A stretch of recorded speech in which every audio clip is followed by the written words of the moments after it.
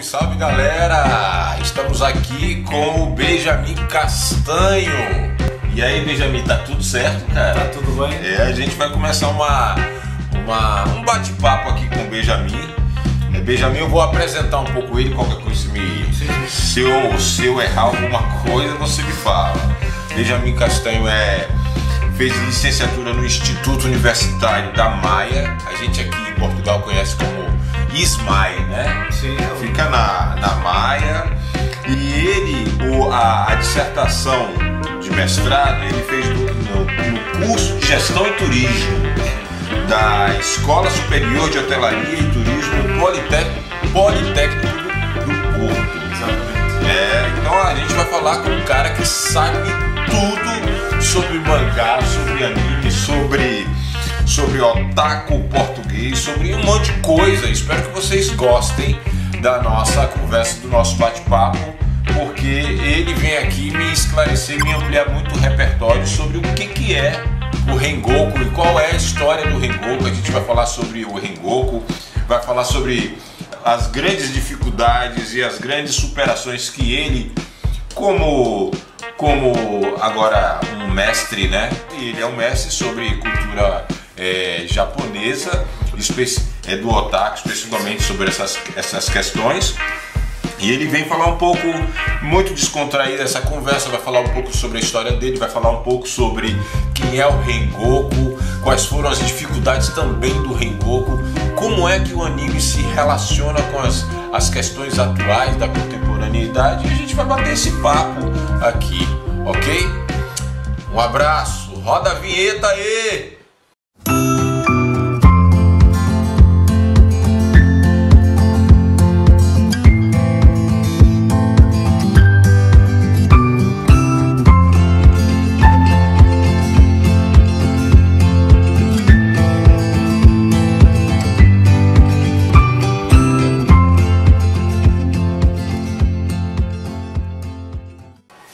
Bom, Benjamin, então, cara, a gente está falando do mestrado em Portugal, cara. Sim. É uma coisa para muitos, é uma coisa que muitos jovens não querem fazer em Portugal. Como é que é isso, velho? Primeiro, antes de mais, eu queria agradecer o convite.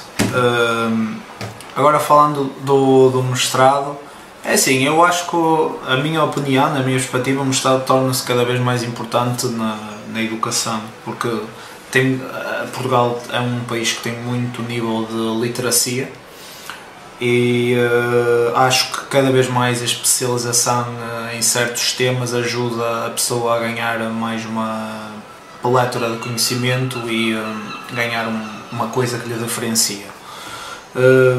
Não digo que é obrigatório, mas que ajuda.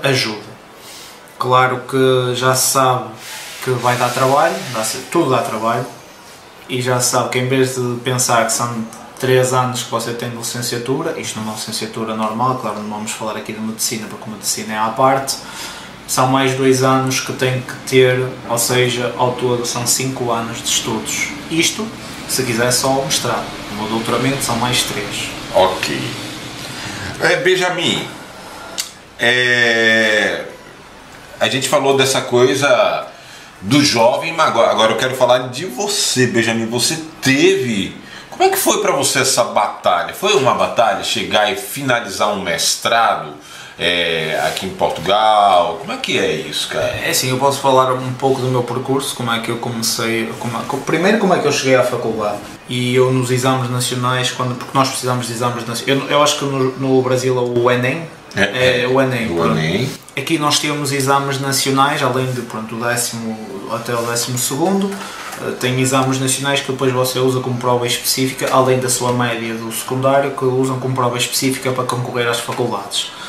Então eu chegava a esses exames, ficava nervoso e pronto, simplesmente dava-me brancas nos exames, era um miúdo de 16 anos, 16, 17 anos, e a pessoa fica sempre um pouco nervosa e dava-me um bocado de brancas. Eu estudava, chegava aos exames, enterrava-me sempre. Então, o que é que me aconteceu? Pronto, como eu disse, enterrava-me nos exames, tive uns tempos, fiquei com o 12º feito, mas eu queria estudar, queria ir para a faculdade, queria seguir. Então andei uns tempos a trabalhar, depois surgiu a oportunidade de me poder inscrever num SET, que é o curso de especialização tecnológica, em gestão de turismo no ISMAI, que fiz durante um ano, o que me deu depois, sem fazer exames nacionais, que existe aqui essas perspectivas, tanto pela via profissional como a via do ensino regular, uma pessoa pode fazer esses cursos, e eu, sem precisar fazer exames nacionais e obtendo aprovação nesse curso, eu consigo entrar nessa faculdade, é mais fácil o acesso. Então ingressei na licenciatura no ISMAI em turismo, fiz os 3 anos, mas eu queria, porque o que eu gostava de fazer no futuro era ser professor, e eu disse, não, eu não vou ficar só com a licenciatura, eu quero fazer um mestrado, é um desafio. Gostava de me desafiar a mim mesmo, e então andei a procurar os mestrados, vários mestrados que existem aqui na Zona Norte, e eu sabia que existia uma faculdade mais perto da minha casa, e quando obtive o diploma do ISMAI, concorri para ir para a Escola Superior de Hotelaria e Turismo do Politécnico do Porto. Consegui entrar e fiz o mestrado lá, foram mais 2 anos. E aí a gente vai falar sobre esse mestrado, né, cara? Esse mestrado... Turismo otaku.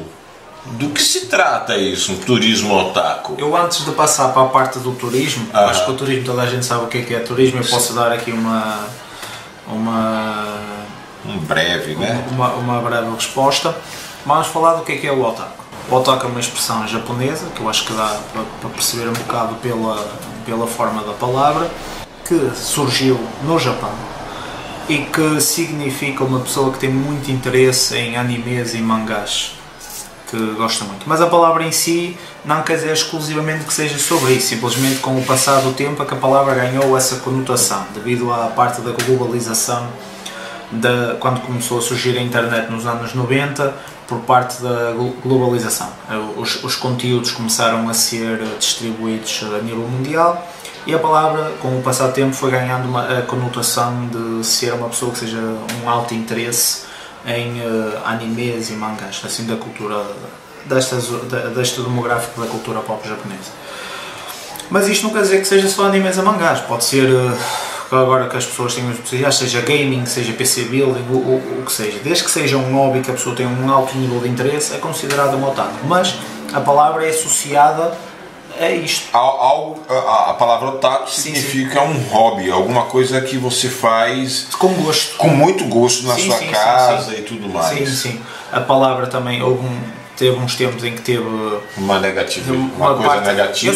Eu sei que existe outra história, mas essa história eu não posso estar a falar muito, porque eu não me lembro muito bem. Mas conta a história de um miúdo, não me lembro se foi em 70 ou 80, que ele tinha um problema de não conseguir virar as palmas da mão para o ar e sofria bullying na escola. O único sossego dele, a paz dele, é estar em casa com o avô dele a ver animes no quarto. Entretanto, o avô dele faleceu, e ainda não sei muito bem o motivo, porque esta notícia nunca é assim muito bem falada e tal, porque acho que ele foi o primeiro miúdo a ser condenado à sentença de morte. Condenado à sentença de morte.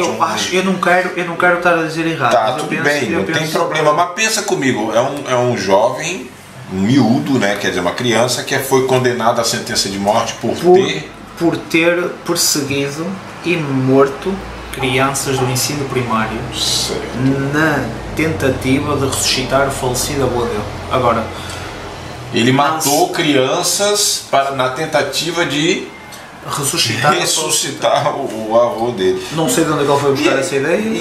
Então essa palavra otaku tem esse significado pejorativo, esse significado... Durante esses tempos teve assim... Mas como tudo, as percepções das palavras mudam. Sim. E com isto, como eu falei, da globalização, a palavra passou para este sentido. Agora é associado a isso. Pronto, ainda existe essa mancha negra. Quando você começa a fazer seu mestrado e coloca o título disso. Na faculdade você teve dificuldade? Quer dizer, com os professores ou com outros colegas? Eu tive dificuldade porque o tema não é muito conhecido. Não é mesmo para arranjar, mesmo os professores, quando eu lhes falava daquilo, eles perguntavam o que é que era isso, o que é que eu estava a dizer, o que é que eu estava a falar.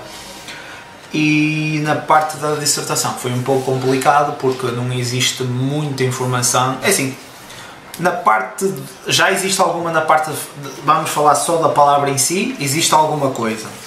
Mas na parte do turismo otaku não existe muito, apesar de haver alguns artigos que já vêm desde 2007, não são muitos, estamos a falar para aí 2 ou 3 artigos, depois tem um que aparece tipo 2016, depois agora começa a aparecer mais alguma coisa porque agora que está a começar a virar o chamado mainstream, agora que está a ficar conhecido, e então já começam a aparecer alguns artigos a nível internacional, porque a nível nacional, além de mim, conheço mais uma pessoa que fez sobre o tema. Não existem assim muitas coisas. Não tem muita coisa publicada em português e em inglês. Talvez tenha muita coisa publicada em japonês, é isso? Sim, mas nós não temos aqui muito acesso a isso. Os artigos que nós conseguimos arranjar que sejam do Japão, que existem uns quantos, têm que estar traduzidos em japonês. Claro que eu não sei em inglês, não sei como é que está a nível do Japão, mas tudo o que eu consigo arranjar do que a biblioteca da escola na altura me conseguia fornecer, tudo conseguia. E eu também tive que adquirir alguns livros à parte, não é? Para eu ter mais alguma informação externa sobre o tema. É um tema um pouco ainda desconhecido, se bem que o primeiro livro em que há uma grande exploração do tema é de 95, publicado no Japão, e acho que só em 97 ou 2000 é que foi publicado em inglês, mas o primeiro livro é de 95, um senhor chamado Azuma. Agora estamos a tentar lembrar como é que se chama. Tá, mas aí eu lhe pergunto, você fala sobre turismo e sobre o otaku, que tem a ver com essa história, e qual é a análise que você faz final? O que você consegue mostrar pra gente na sua dissertação? A minha dissertação intitula-se Turismo Otaku, o perfil do otaku português. Quais foram os 4 pontos principais que eu analisei na minha dissertação? Pronto. Tive que realizar uma espécie de uma revisão de literatura, onde expliquei do estado da arte, em que ponto é que estávamos da situação, e o que é que eu analisei especificamente? O perfil sociodemográfico do otaku português,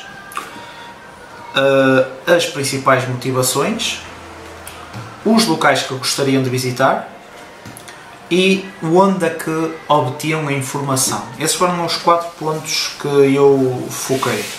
Consegui alguns resultados porque é um pouco difícil, mesmo as próprias pessoas não têm muito à vontade de estar a falar sobre o tema. Aqui em Portugal, a opinião minha, eu acho que nós somos um bocadinho retrógrados nas coisas. Se for um bocado assim mais esquisito, o pessoal faz sempre assim, torce o nariz, faz assim um bocadinho cara torta. Se sair um pouco da estrada, a galera já começa... Então, já não é tão mau como era antes. Nós somos um país muito católico, com alto nível de catolicismo, e falar de uma outra cultura seria meio que andar contra a maré. Estar a falar assim, mesmo as pessoas ainda se vê uma pessoa assim no meio da rua toda com o cabelo pintado, mesmo por exemplo agora pintar o cabelo de uma cor mais esquisita, a pessoa já fica assim, então, não sei o quê. E aí, então você entrou no outro aspecto, que é falar sobre essa coisa dos cosplays. Sim, o cosplay também é uma parte integrante da cultura otaku. E tem a ver com o seu trabalho, o cosplay, ou a gente não... Eu não foquei o cosplay, mas eu sei explicar o que é. Porque quando você fala cabelo pintado, sair vestido, fantasiado, com orelha de gato, pintado, com de repente um cetro, isso dentro de um país como Portugal, ver alguma coisa assim ainda é muito estranho. O pessoal estranha. Não digo muito estranho, mas ainda é estranho. Não... Sim, porque agora, por exemplo, existe um evento que eu participo há uns anos, que é o Iberanime, e se você for lá, você vai ver montes de pessoas vestidas. Mas essas pessoas entram no metro, e as pessoas do metro ficam a olhar, porque até parece que é o fim do mundo. E eu já me aconteceu muitas vezes de entrar, e mesmo no metro, ainda ontem como estávamos a falar, fui ao Porto, e estavam lá duas miúdas vestidas, com não digo um cosplay mesmo completo, mas com alguns pronto, estilos, o que seja. É um estilo, cria uma identidade, o cosplay cria uma identidade, quer dizer, ler mangá, ver um anime, enfim, ter um mundo muito seu, cria uma identidade muito própria, ou eles estão reproduzindo aquilo que já fazem? Não, eu acho que é assim, eu acho que o cosplay, na minha opinião, é uma forma de representar, de elogiar ou de mostrar algo que nós gostamos.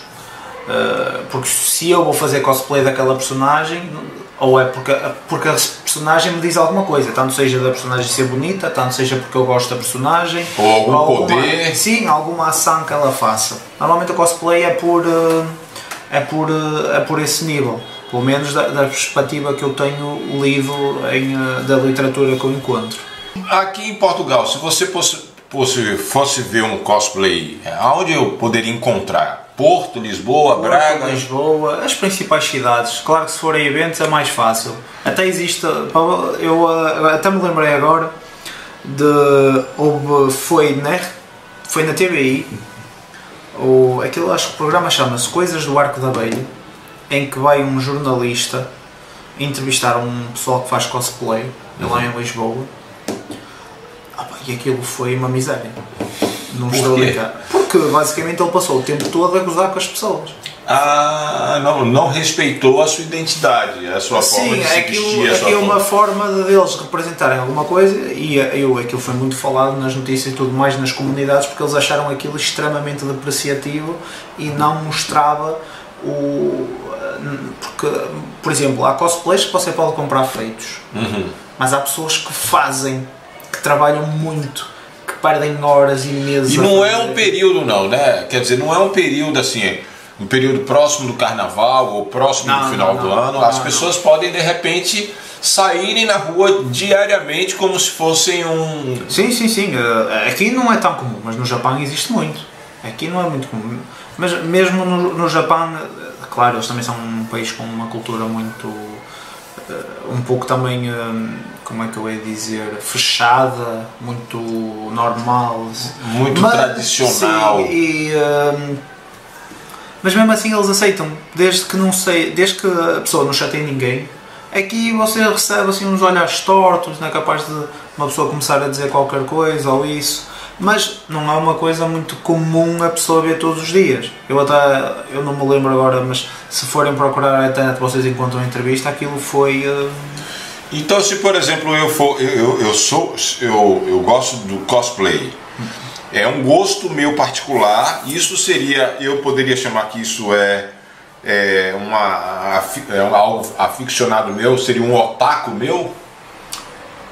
Faz parte da cultura otaku, ou seja, você teria a participar. O cosplay faz parte da cultura otaku. Então, anime e mangá também faz parte da cultura otaku? Sim, senhor, apesar de um ser a construção do outro. Porque, claro que nem sempre é o caso, mas normalmente começa-se pelo anime ou pela mangá para chegar a anime. O mangá são os chamados livros de desenhos, ou como vocês chamam no Brasil, os gibis. Os gibis, as histórias em quadrinho. Pronto. Mas no Japão também são histórias em quadradinhos e chamam-se mangá. Quando a mangá tem alguma popularidade, normalmente eles são escolhidos para serem adaptados para anime. E o que é o anime? Anime, mais simplesmente, é a adaptação da mangá para animação. Anime é algo que é tradição de filmes ou de animações do japonês. Exatamente. Se for lá um filme da Disney, isso é um filme, é um desenho animado. No caso do anime, do mangá, que entra o nosso personagem, o Rengoku, é o Demon Slayer. Sim, o Demon Slayer, ou como é conhecido em japonês, Kimetsu no Yaiba. Kimetsu no Yaiba. O que significa Kimetsu no Yaiba? Demon Slayer. Demon Slayer. E ele não começa, o Rengoku ele não começa a aparecer no Demon Slayer do início. Não, as personagens principais são dois irmãos, o Tanjiro Kamado e a Nezuko Kamado, ou Kama do Tanjiro, porque eles dizem o nome ao contrário, que são dois irmãos, que pronto, o Tanjiro vive com a família, o pai dele faleceu cedo e ele basicamente toma conta da família. Eles vivem numa montanha e eles ganham dinheiro a vender carvão. No Japão feudal, acho que era Taisho,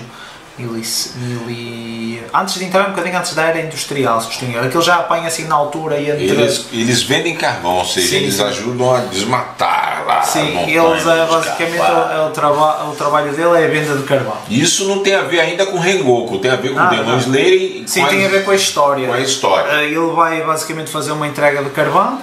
A voltar para casa já estava de noite, apanha um balhote e diz assim: olha, não vais, fica aqui a dormir comigo, que isto de noite os demónios andam aí à solta. E ele diz: ok, pronto, já é tarde, vou dormir aqui. No dia a seguir, quando ele acorda, é ir para casa, acaba por encontrar praticamente a família toda dele morta e só fica uma irmã viva, mas ele nota que a irmã não está muito bem. Quando ele vem a descobrir, a irmã foi transformada num demónio. Acontece-lhe aparecer uma personagem, que é o Tomioka Gyu, que é um Ashira, que nós depois vamos falar mais para a frente, que tenta matar a irmã dele, e o Tanjiro acaba por protegê-la, a dizer que a irmã não é demónio nenhum e que ele quer salvar a irmã e que ele toma responsabilidade por ela. E você já começou a falar de uma coisa que era o nosso tema. O que é um demônio na cultura japonesa? Não é provavelmente o que a gente entende sobre demônio, sim, aqui na cultura ocidental, né? Os Onis na cultura japonesa normalmente tem tipo cor nisso, mas estes aqui não são os chamados demónios tradicionais. O vilão, que é o Muzan Kibutsushi, transforma as pessoas humanas em demónios, que é o demónio original. Por isso eu acho que não terá muito a ver com os demónios que nós estamos habituados a entender aqui. Conhecemos, sim. Como eles não podem apanhar sol, eles só têm duas formas de morrer: ou cortar a cabeça ou ser queimados pelo sol. Pronto, é isso que eu não entendo. Às vezes eu vejo essa história que você conta e a gente já bateu uns papos aqui. Sim. Cara, cortar a cabeça é coisa de vampiro, não é? E também você pode argumentar, mas ele chama demónios, não posso estar a falar aqui muito porque isto é a escolha do autor, as razões por trás. Mas demônio é uma palavra que foi tentada traduzir para a nossa língua, ou quando a gente vê a palavra em japonês é realmente vampiro? Eu por acaso não tenho a ideia de como é que ele é usado em japonês. Estou farto de ouvir com o seguidor japonês. Agora eu não me lembro se ele... Porque a palavra demónio em si é Akuma. Akuma é demónio. Agora eu não me lembro se ele usa essa palavra na série. Teria que ver e ter a certeza. Mas é a palavra que eles traduzem. É para demónio. Tá. Mas neste caso poderia ser mais um vampiro porque eles ganham os poderes a beber o sangue do outro demónio. Mas é o que eu estou a dizer. Ela vai fazer aí uma mistura de... Se a gente fosse pensar também, o vampiro é um certo personagem antagônico, se a gente fosse pensar, sim. Aquele que não quer sempre o bem das pessoas, ou não quer sempre o bem daqueles que estão escrevendo o anime, né?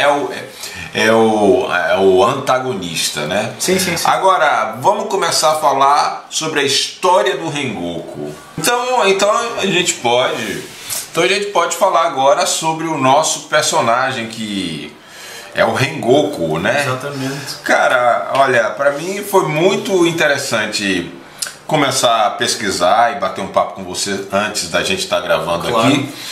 Que me corrija se eu estiver errado, né? A mãe, ela morre de uma doença que ninguém sabe qual é, uma doença rara. É uma doença incurável, sim. Uma doença incurável. A mãe é a Ruka Rengoku. Correto.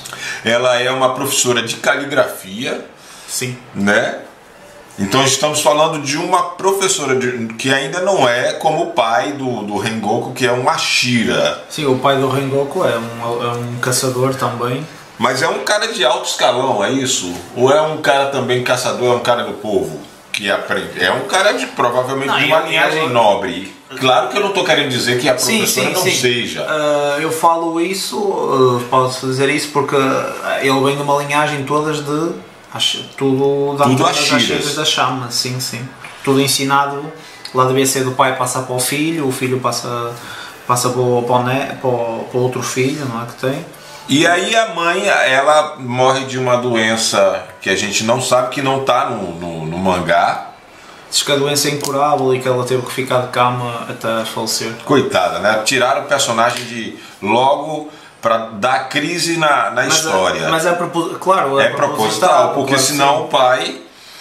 A mãe dá um código de conduta, não é o pai, atenção. Sim, a mãe é que basicamente lhe dá as morais, não é? O código moral para ele seguir.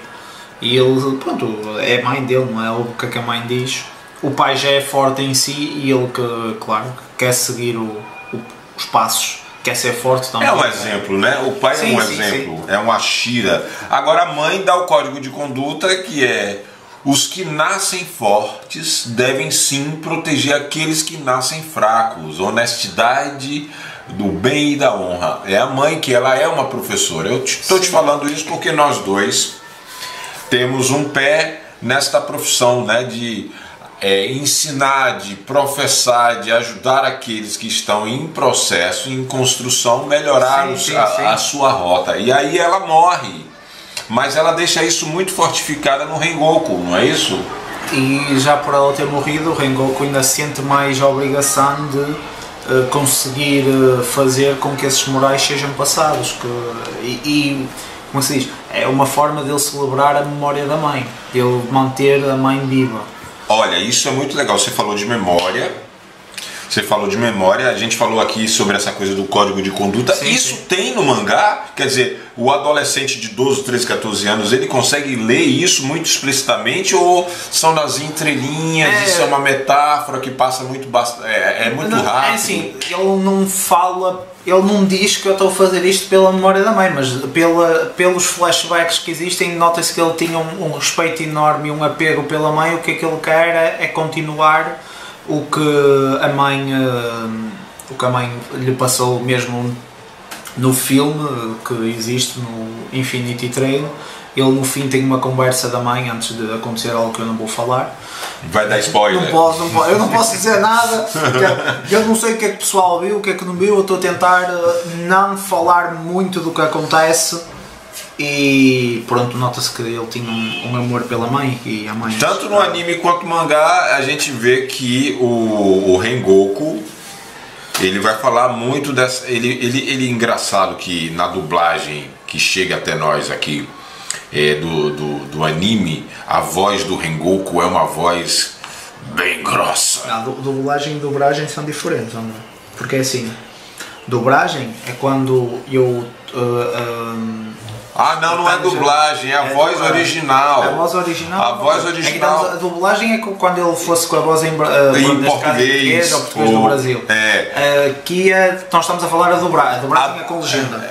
A original, eu vi que... Olha que havia pessoal que era capaz de pegar fogo por causa disto. Não. Estou-lhe a dizer. Então pronto, esquece dublagem, não tem nada a ver com dublagem, é a voz original do personagem. Eu achei muito incrível, porque o personagem, o Rengoku, ele é um personagem muito jovem. Ele, pra mim, na minha cabeça, sabe, ele é um personagem de, sei lá, 19, 20 anos. Sim, ele tem 20, mas estamos a falar que nesta altura 20 anos já era um adulto completo. Isto não é como agora, que com 20 anos a pessoa ainda está a sair da faculdade. Não, aí já estamos a trabalhar, já a maioria é tudo casado e tem filhos. Então a gente está falando de uma história que não acontece na contemporaneidade, acontece lá na Idade Média, que as pessoas vivem até 30 anos no máximo. 30 anos é velho. É mais ou menos parte da entrada da era industrial japonesa, não sei precisar a data, mas é mais ou menos para esta entrada, porque já se começam a ver as fábricas, os comboios a vapor, mas também tem essa mistura entre passar de um mundo, de uma era para outra era. Sim, mesmo sendo a era industrial lá do Oriente, não se chega a 80 anos. Não sei dizer mais ou menos, porque não é todo mundo que chega a 80 anos. Não. Pronto, então a gente já está situando o mangá Rengoku, a história da mãe. Vamos falar agora do Shinjiro. Do pai. O Shinjiro, pelo que eu li, ele, quando a mãe morre dessa doença, que é inexplicável, ninguém sabe do que se trata, ele se torna um alcoólatra.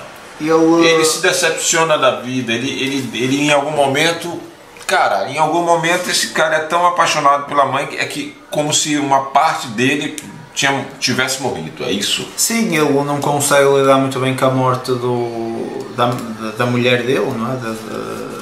Da esposa, e acaba por, ele continua ainda uns tempos como caçador, não é? Como Ashira, mas ele depois acaba por deixar, porque não consegue nem controlar a fúria dele, nem consegue controlar, pronto, a bebida, está sempre a beber, porque até uma coisa que é muito incomum, praticamente todos os Ashiras acabam mortos, e ele é dos poucos que ficam vivos. E ele fica vivo porque ele sai fora dessa história e se entrega ao álcool.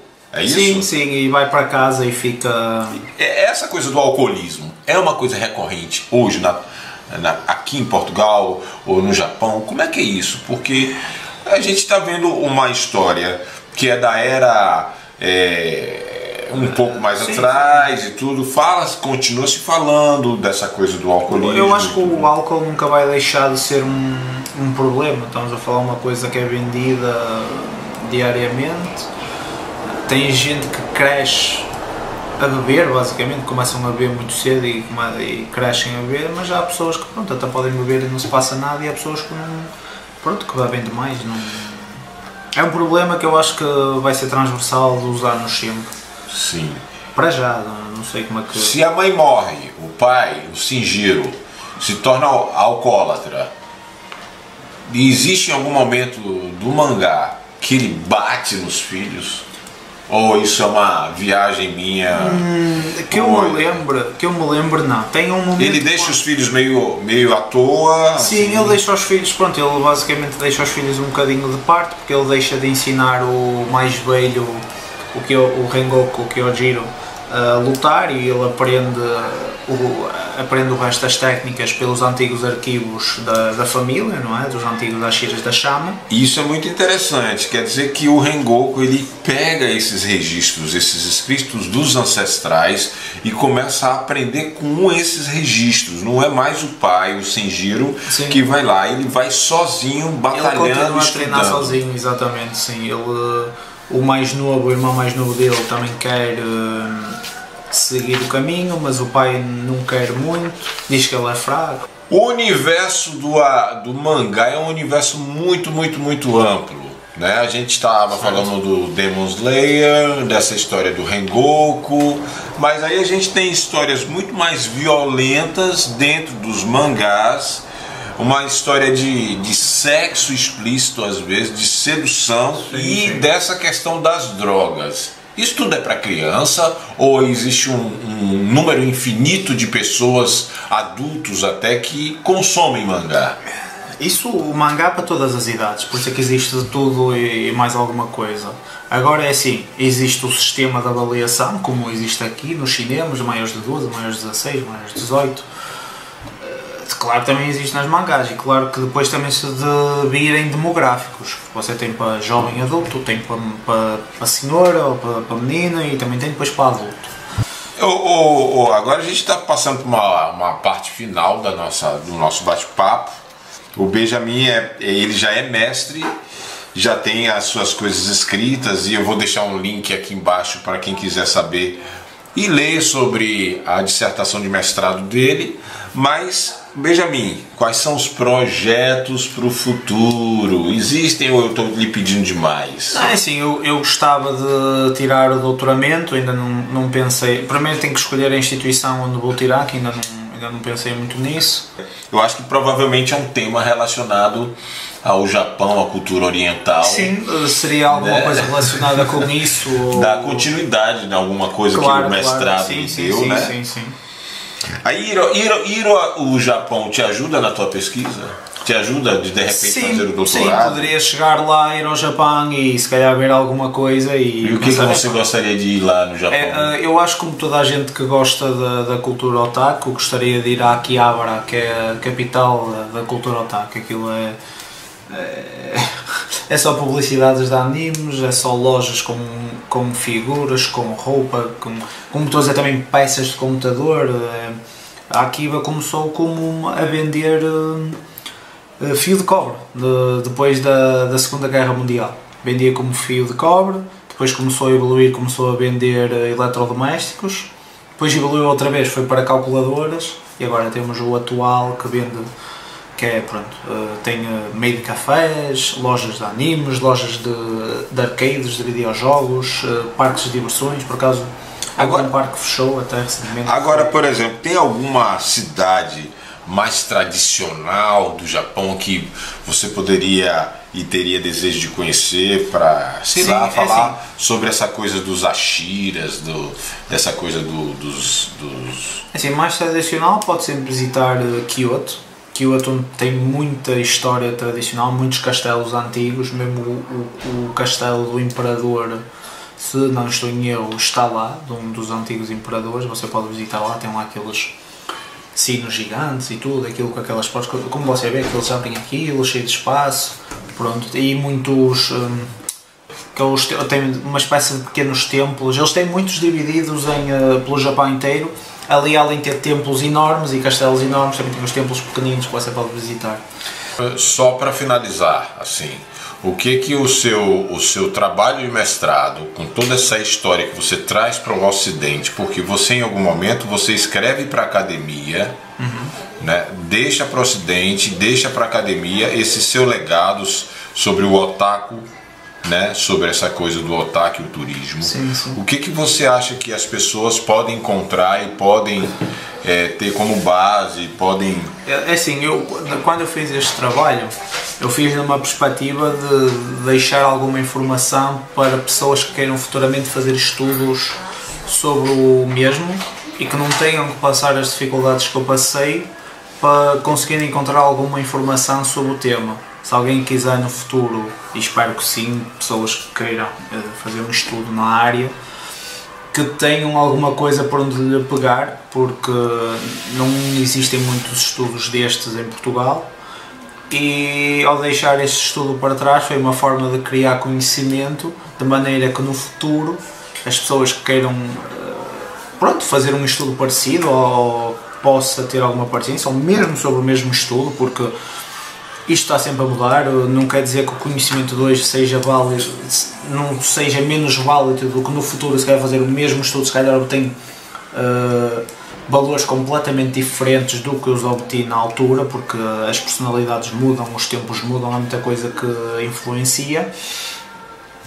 E era uma forma de quem quiser fazer um estudo parecido ter uma base, ter algo por onde chegar assim e dizer: opá, onde é que eu vou pegar agora nisto? Não, pegas nesse estudo, opá, não é completo porque é um estudo novo, tem muita coisa que eu podia explorar e que não consegui, não é, devido à minha limitação de tempo e à limitação de... É um universo muito vasto essa coisa. Quando a gente fala sim. de Oriente e fala de Japão, a gente tem um universo muito vasto, né, Benjamin? Sim. Talvez você tenha conseguido despontar em um grãozinho de areia. Eu toquei na ponta do iceberg, basicamente. Isto é mesmo gajos mais estudiosos do que eu, que já fazem isto há mais tempo. Eu basicamente peguei no universo que existe primariamente no Japão e tentei identificar aqui como é que está a nível do nosso panorama português. Pois é aquilo que eu estou a dizer. O meu conhecimento é válido para já, mas quem sabe daqui a 5, 10 anos, se uma pessoa se calhar for a fazer um estudo extremamente parecido com o meu, ou mesmo igual ao meu, que seja, se calhar obtenho respostas completamente diferentes. Olha, foi um prazer ímpar ter você aqui, me esclareceu muito sobre anime, sobre mangá, sobre Rengoku, sobre essa história do otaku. Espero que vocês aí também tenham curtido, gostado. Se inscrevam no canal, vejam. Você tem Instagram? Eu por acaso não tenho muitas redes sociais. Pronto, então pronto. A gente aqui vai se falando. Qualquer coisa, se vocês quiserem saber mais detalhes sobre como pesquisar o trabalho do Benjamin, do mestre Benjamin, a gente vai deixar também um e-mail dele de contato, vai deixar a dissertação de mestrado dele aqui, que eu acho que vale muito a pena. Eu comecei a ler, é muito interessante. A gente vai deixar ela toda completa aqui para vocês. E outra, espero que vocês possam fazer várias perguntas e Muita coisa que a gente falou, talvez a gente tenha errado, tenha falado de mais ou de menos, ou coisas que vocês gostariam que de repente o Benjamin voltasse aqui para falar mais aprofundadamente, a gente traz ele aqui de volta. Só depende de vocês. Falou, galera, um abraço. E aí, Beija, tá tudo certo? Está tudo certo, olha, muito obrigado pelo convite e pronto, espero que o pessoal tenha gostado e alguma dúvida que tenham, estou disponho. Valeu, cara, um abraço.